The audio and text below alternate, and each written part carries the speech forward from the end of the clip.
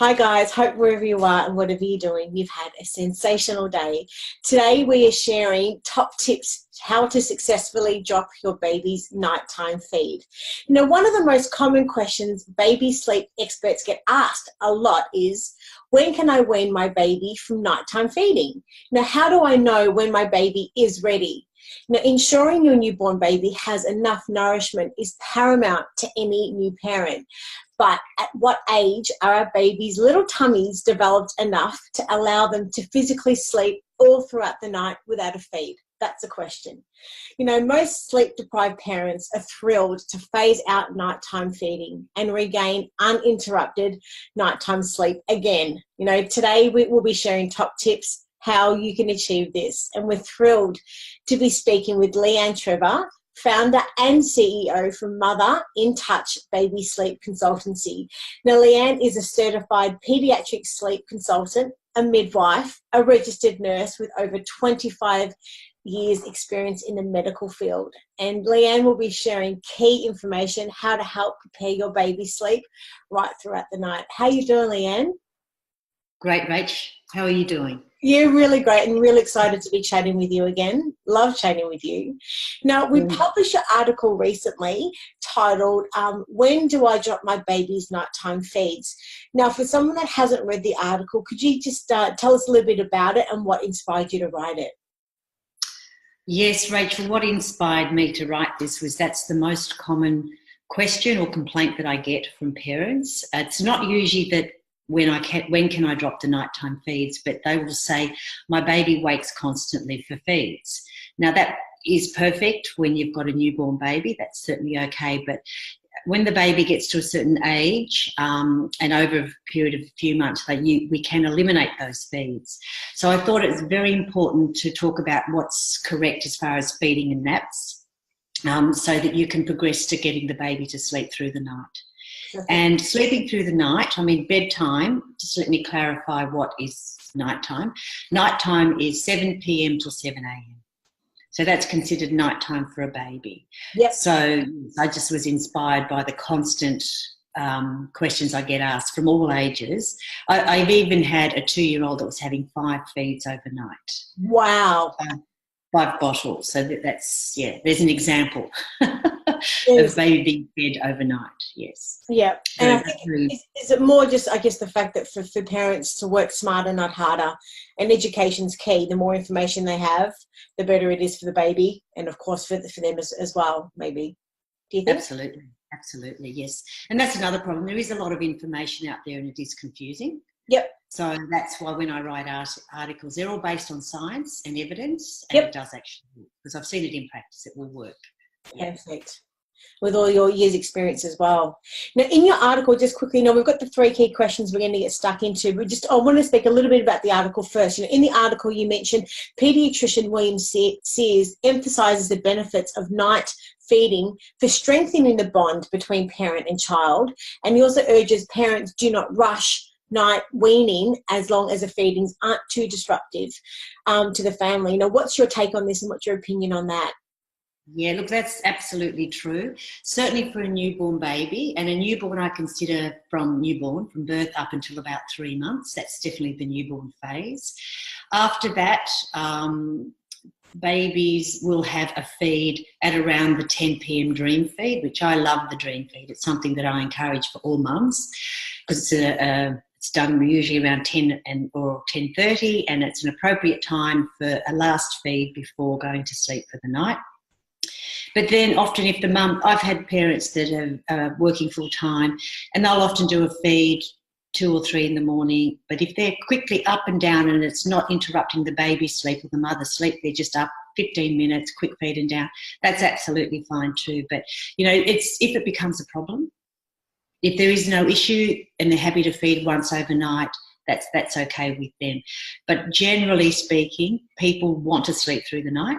They feel better, and so does the baby. If everyone sleeps, if the baby sleeps, the mother sleeps, and everyone feels happy and rested. Yeah. So generally, I encourage no feeds so everybody gets sleep because I know the importance of sleep. Well, in understanding our audience have got, babies from newborn, and beyond, obviously. But if we could maybe just break down, I guess, the first 12 months and just what your opinion is through experience on how many feeds a child should be having. So from newborn to 3 months, how many feeds on demand should a baby under 3 months be having? Under 3 months, it is on demand. They do feed on demand, which is fantastic. If the baby's well settled and sleeping for long stretches, now a newborn up to 6 weeks, they'll feed every 2 hours. That's absolutely normal. From about 6 weeks to 3 months, they can go longer stretches at night, and they can go 4 or 5 hours overnight. And that stretch of sleep is important for the mum and the baby. So during the day, feed them more frequently, and then at night, let them sleep longer so that you get your sleep and the mum gets to sleep as well. From about 4 months, it is absolutely possible for a baby to go from 7 p.m. with a dream feed around 10. They might have a quick one around 3 or 4 and then go through till 7. That's usually around the 4-month mark. Between 4 and 6, that's a very normal, healthy feeding schedule for the night time. From 6 months, they don't need to be fed through the night. And I definitely encourage people just to give them the dream feed between, the ages of 6 and 7 months. Then, I know I've skipped through that fairly quickly, but then from 7 months through to 9 months, absolutely they do not need to feed overnight. Yep. 12 months, it's unheard of that you would feed a baby overnight. But in the first 12 months, that's when you can, in the first 6 months, actually, you can eliminate the night feeds quite successfully. Yeah. So the cluster feeding is only under 3 months, is it? Or what? Yeah. That's a good question. Cluster feeding is generally for newborn babies up to about 3 months. They will often feed more often in clusters, short bursts, clusters of feeding, and it's generally of an evening when they're really unsettled. Yep. And it's a really good idea because they're getting a full tummy, they're taking in lots of milk, and that will encourage longer stretches of sleep after. Yep. So your cluster feeding, it doesn't really happen after about 3 months. By then, breastfeeding is fully established and you can start to stretch out the time in between feeds, knowing that the baby's getting adequate amount each time it's having a feed. So is it about the 4-month mark that the baby's tummy is sort of developed enough to be able to allow them to sleep throughout the night? Is that what it is? They can take more volume, yes. But babies have the amazing ability to regulate, to self-regulate the amount they need. So if you were to feed a baby several times during the day, it will take the calories it needs. If you feed it all night long, it'll take the calories over the day and the night. So that's a good reason that I like people to follow a feeding and a nap schedule, because if they follow that, they'll get more of their calorie intake during the day, and then they will not need it at night. So what's the earliest you suggest parents can actually start a feeding schedule? I like to start it from 6 weeks. Mm-hmm. I do. And if somebody sees me, if the client sees me at 6 weeks and I do see them, I immediately put them on a feeding and nap schedule because it works wonders. When people demand feed or when mums demand feed, what I'm seeing a lot of is they're feeding too frequently. They might feed every hour, every 2 hours. It's too frequent. Whereas the little baby's tummy, by the time from 6 weeks, if you feed every 3 hours, the baby's tummy can take and hold enough for until the next feed. Yeah. And that's why you do hear, mums will say they've had a baby that sleeps through from, 3 months or 6 weeks. I've seen it. There are dream babies out there. They do it. Physically, they can take the amount they need and sleep. They don't wait because they're starving, believe me. So you mentioned in the article to offer extra feedings prior to bedtime, and that does help with sleeping throughout the night. But you also mentioned to avoid nighttime weaning during times of transitional illness also. What's your take on that? Yeah, babies need more comfort. When a baby is unwell, they have a cold or a cough, or they're just, and I won't say the word teething because everyone thinks their babies are teething, and they do teeth constantly. But when they're unwell, perhaps got a fever, offer them more comfort. And it's a really good idea to give them that comfort. In the middle of the night, they might just want a quick feed and to go back to sleep, and that's absolutely fine. If a baby is unwell, you give them the nurturing and the contact and the feed they need. Yeah. Definitely. Well, look, we've got heaps to talk about, and let's get stuck into the 3 key questions. So question number 1 we've got for you: do babies always wake up wanting a feed? No. I often hear parents say, oh, he wakes up hungry, he's hungry. Look, he's probably not hungry, is what I say. A baby has to learn to link their sleep cycles and go back to sleep. So a newborn will wake for hunger, most definitely. But after 3 months, and definitely after 4 months, they do not wake for hunger. So it's generally a sleeping issue. That's always my go-to thoughts when I see a client, that the baby has not learned to go back to sleep, and the parents will give them a feed, and then that can run into other problems, like they have an association with falling back to sleep, with needing the feed. So the best way to avoid that is not to feed through the night, so that they learn to link their sleep cycles by themselves without having a feed. So what do you mean by linking sleep cycles? You can ask me that one. You and I, we wake up throughout the night 4 or 5 times, and we've learned to go back to sleep, okay? A baby has to learn to go back to sleep, and they learn to link their sleep cycles on their own. So it's called self-settling. You hear the mum will say, oh, my baby cannot self-settle, and that is because they're usually offering a feed, and then they will go back to sleep, because what happens is they fall asleep at the breast or having the bottle. They go to sleep. They wake up and they go, I'm not in my same environment. I need my familiarity to go back to sleep, so they need the feed. They need to learn to do that without you feeding them. So that's why they don't need to be fed through the night. They will be waking up, but they may not need a feed.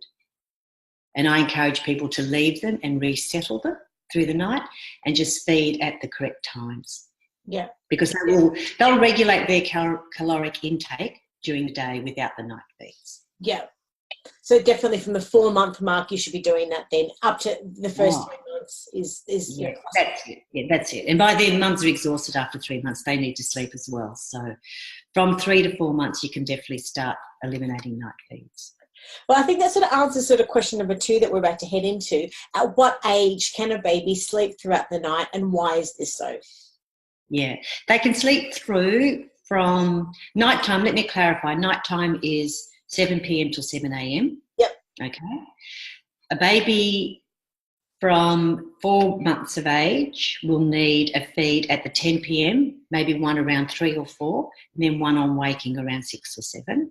So that's around between 4 and 6 months. Yep. From 6 months, they'll need the dream feed. Then they can sleep right through till morning, which is usually 6:30 or 7. That dream feed, around 10:30, that stays until they're about 6, 7 months. Then you can drop the dream feed and they can sleep 12 hours, 7 to 7. Now, it's not if you're feeding a baby once overnight between 7 and 9 months and there's no issue and it's a quick up and down and there's no problems, that's absolutely fine. But certainly by 9 months, they don't need to have feeds overnight, and definitely after 12 months, absolutely no. Because by having a feed overnight, the baby has to digest that milk. So by digesting the milk, when they're digesting the milk, they can't sleep. I mean, we don't drink 200 mils of milk overnight. Yes. So they also need to digest the milk, and that can cause nighttime wakings as well. And disruptive sleep, yes. Yeah. Here's a big question for you, Leanne. What's the difference for a mother who is bottle feeding versus breastfeeding? Is there a difference, and have you experienced anything? Yeah, I have experienced, from what I see with my clients, what happens with the breastfed baby is the mother doesn't know the volume it's taking. So they'll often assume the baby's hungry and feed quite frequently. Whereas when the baby has a bottle, they know how much the baby's taking.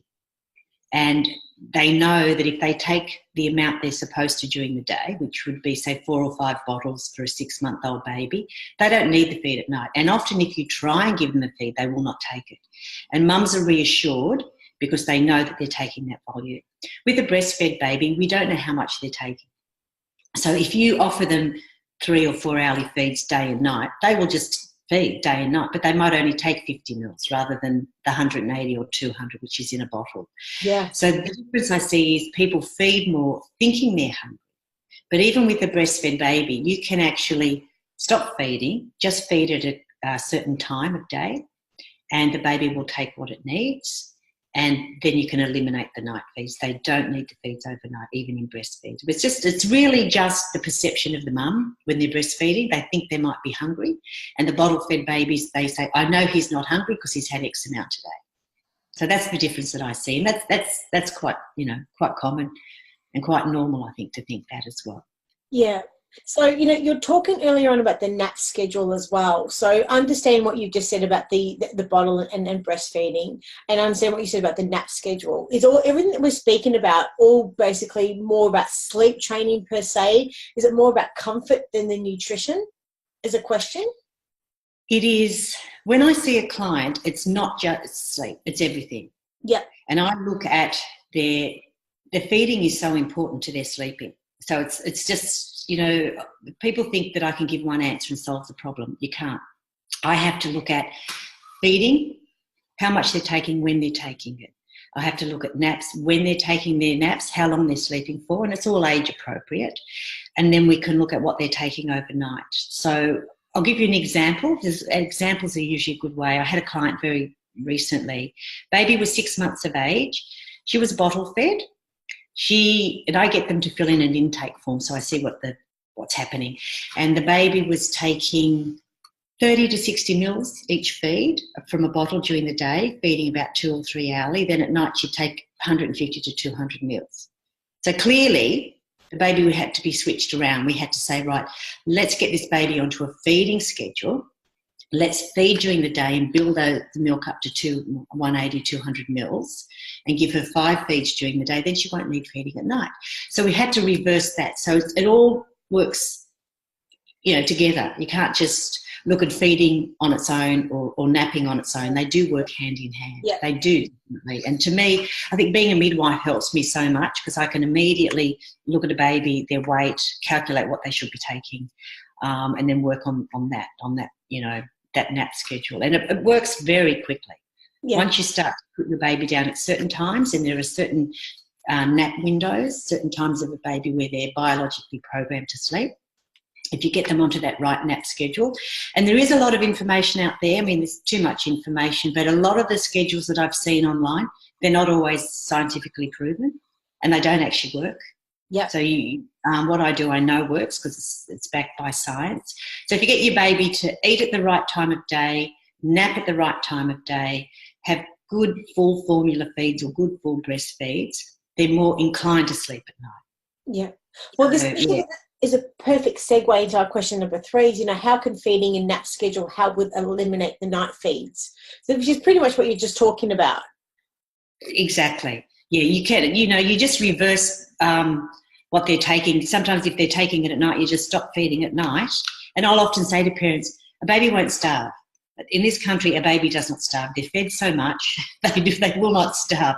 You could not feed a baby for 24 hours and it wouldn't starve. But if you think of a baby overnight, if you don't feed them and just resettle them, they'll wake up in the morning, they'll take a good full feed.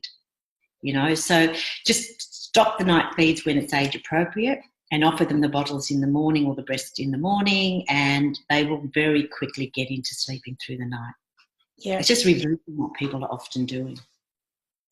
Yeah, I mean, we could speak about this for hours, no doubt, and a million different set of case scenarios. But look, if parents have got very specific questions about their circumstances, whereabouts can they find you, and how can they get in touch with you? Yeah, they can get in touch with me via Mother in Touch, Baby Sleep Consultancy, or my name, Leanne Trevor. That's the easiest way, or I think through the Kiddipedia, your website. I do regular blog posts there. They can contact me by Kiddipedia. But I'm more than happy to have a 15-minute chat with anybody, because often it's a simple thing. It can be so simple sometimes. And I can just say, look, why don't you try this for the next few days? If you don't have any, if you still have an issue, call me back. Sometimes it's as simple as saying, drop this nap or add a feed in here or delete a feed here, and it will make all the difference. So I'm more than happy to have a 15-minute free chat with anyone and offer my advice. And certainly if they have complex issues, I'm more than happy to meet with them as well. Yeah, with 25 years experience, I'm sure in that time you've seen it all. So you have almost every case scenario. Well, as always, we're really honoured to be chatting with you and thankful and grateful for your time. And everybody else, as mentioned, you can find Leanne through her website and or through Kittypedia. But Leanne, we'll look forward to speaking with you again soon, hopefully. Take care. Thanks very much, Rach. Thank you. You too. Happy Easter. Yeah. Bye. Bye.